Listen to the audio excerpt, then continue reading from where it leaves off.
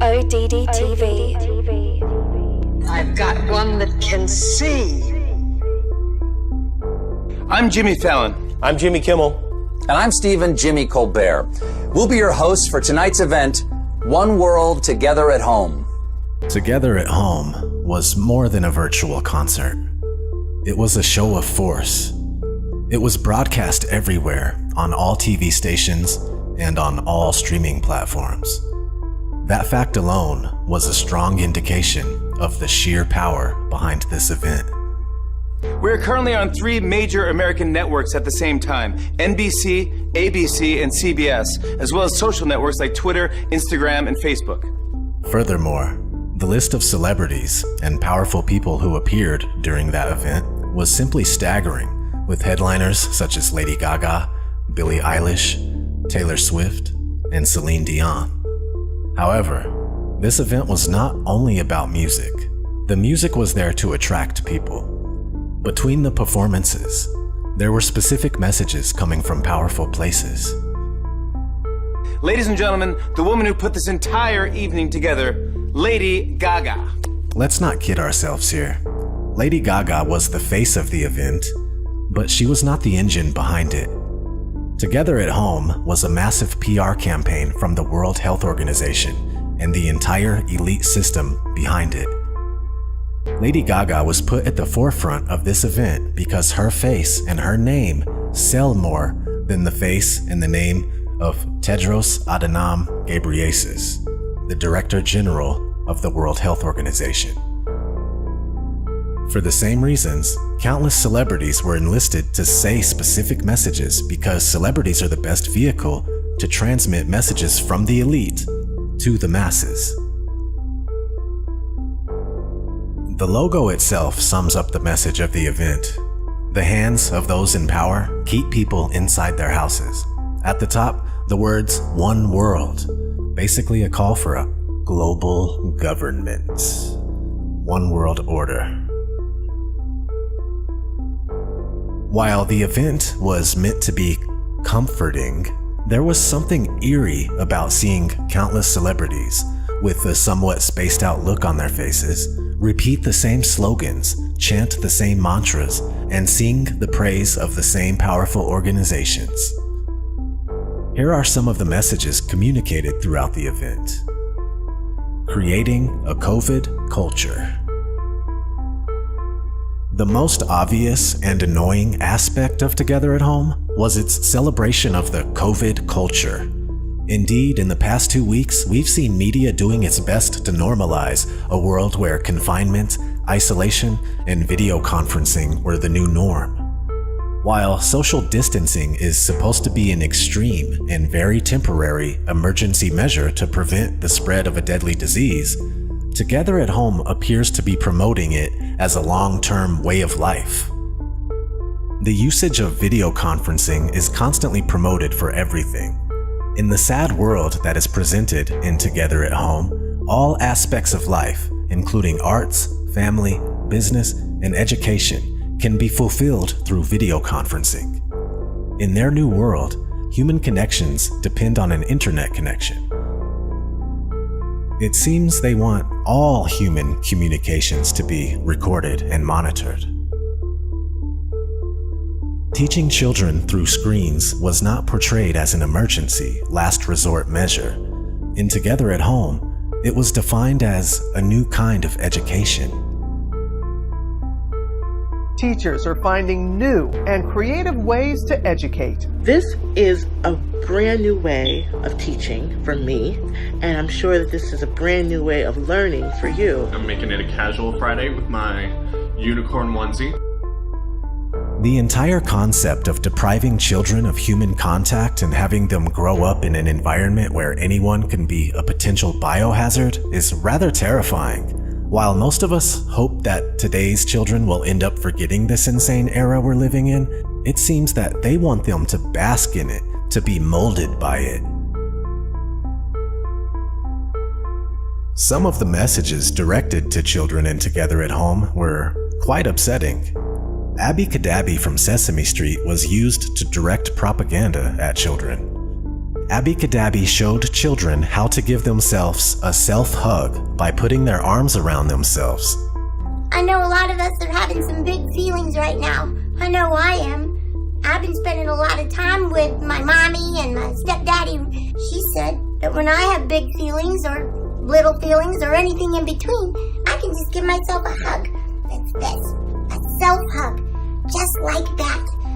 And it's really nice. I hold myself real tight, and I take a deep breath, and I feel comforted. This isn't comforting. This is an Orwellian system teaching children how to live without human contact. The musical performances were also about the normalization of life in isolation. To prove the point that anything could be achieved through video conferencing, some performances were several webcam feeds combined together, and the results were terrible. They will never find, and we can act like we come from out of this world. Is the real one far behind? Say, we can dance, everything's out of control. We can dance, doing it in pole. In one performance, Maluma was outside singing while the guitarist was in a basement somewhere else. There was absolutely no chemistry or synergy in these performances. There was no soul. What you want? Now you can't always get what you want. But if you try sometime. Each individual was completely disconnected from the other. In some ways, these performances perfectly illustrated how we as humans are disconnected from each other due to COVID-related restrictions. And that's kind of what they want. To drive this point home, lots of messages from celebrities actually glorified life in lockdown. David Beckham said, "If there's any silver lining to come of this situation, it's meant lots of time together as a family, and for this we are grateful." The same exact words were used by other celebrities, such as the rapper Common. Very grateful to be here with Global Citizen and the World Health Organization. I stand here before you as an American, as a child of God, as a black man, and as a citizen of the human race. And I can say that no time in my life have I been so inspired and so grateful to be a part of the human race. They're trying to put a positive spin on the forced lockdown of the entire world. Amy Poehler said, "For the past few weeks, many of us have been struggling to shelter at home. Imagine if you didn't even have that option. The homeless community is one of the most vulnerable groups when it comes to facing COVID-19. Interesting fact, the words lockdown and confinement were never used during the broadcast. Instead, the expression sheltered at home was used. Why? Because confined implies coercion from an outside force, while sheltered conveys warmth and protection. That's how far they're willing to go to manipulate minds and perceptions. Also, one must love the fact that millionaires and billionaires are telling hardworking citizens that at least they're not homeless. So why are these celebrities promoting a confined at home way of life? Because those who organized together at home are thriving from this situation. The longer it lasts, the further they can advance their agenda. Promoting the global elite. The main goal of Together at Home was to put at the center stage powerful elite organizations that work at an international level, beyond national borders, such as the World Health Organization and the United Nations. They're telling people, we're taking charge of this situation. And Together at Home came at a very convenient time for the World Health Organization, which was under fire by several governments for its odd handling of the pandemic. The most damning accusation, the World Health Organization actually lobbied against travel bans from China at the beginning of the outbreak, back when it could have stayed in China. A February 3rd headline from Reuters says, World Health Organization chief says widespread travel bans not needed to beat China virus. A recent headline from Sky News about China actually using the World Health Organization to open Australia's borders says, China used the World Health Organization in a bid to open Australia's borders. So, after actually facilitating the spread of the virus outside of China, the WHO is now using Together at Home to push its policies. But who exactly is WHO? Here are its top 10 biggest contributors. Since the United States recently suspended its payments to the WHO, the organization's biggest contributor is now the Bill and Melinda Gates Foundation. Another major contributor to the WHO is the Gavi Alliance, formerly the Global Alliance for Vaccines and Immunization. Both of these organizations are also a part of ID 2020, an organization that is advocating for the use of vaccines to implement a global digital ID system using tattoos or microchips. Of course, Bill Gates had to be in Together at Home. To present him, host Stephen Colbert said, "Right now, one of the most difficult things about our current ordeal is that we don't know how long it will last. At times like this, I'd turn to one of the smartest guys I know. So tell us, Bill, Melinda, how much longer will we be dealing with all this?" And then Bill Gates responds, "The eventual end comes when we get a vaccine that protects all of us, not just in the US and the entire world. There's a lot of vaccine candidates that we're backing, and I'm optimistic by late next year, one of those will come out. And we need to make sure that gets out to everyone in the world." In other words, no freedom without a vaccine. This theme is repeated by several people throughout the broadcast. David D. Ho used his credibility as an MD to push the same message. "I have no doubt that science will come through, but our work will take time. Please buy us that time. The world must act as one now. Let's stay at home together, flatten the curve together, and give scientists the time needed to develop solutions to end this pandemic." In other words, no freedom without a vaccine. Actor Henry Golding was used to praise Gavi. He says, The organization is also working to make sure that once a vaccine is ready, it will be available to anyone who needs it. Thank you to all the scientists and researchers working to keep all generations safe from COVID-19. Throughout the event, the messages were so repetitive and carefully worded that we were basically swimming in neuro-linguistic programming. While most messages began by thanking healthcare workers because they needed something that everyone could agree on, the messages quickly moved to the subtle promotion of a global government through the use of specific phrases. The Director General of the World Health Organization had a word to say. "Today, we come together as one to express our common humanity. COVID-19 has taken so much from us, but it has also given us unique opportunity to put aside our differences, to break down barriers. I want to thank Lady Gaga, the many artists and humanitarians, global citizen, my friend Hugh Evans, and the United Nations for bringing us together as one world, together at home." Other figures from the United Nations had similar messages. The United Nations Secretary General also addressed the world. Guterres said, "Together, we will defeat this virus and rebuild a fairer world as united global citizens and United Nations." Michelle Obama and Laura Bush appeared together with a globalist message. They said, "Tonight, we stand with the people of the world. The coming days will not be easy, but this global family of ours is strong." Of course, Oprah had to be there. And if you couldn't guess, her message was in line with everyone else. "Tonight, we stand as one world, united in our fight to rid the world of this disease."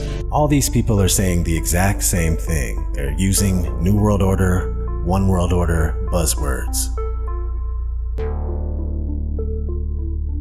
Promoting mega corporations and organizations. Together at Home promoted several mega corporations that happen to be tightly associated with the global elite. Disguised as "thank you for your support" messages, these promotional ads actually glorified some of the most powerful organizations on Earth. Not only do they completely dominate their respective industries, but they also take part in elite gatherings such as the Bilderberg meetings and the World Economic Forum to shape global policies.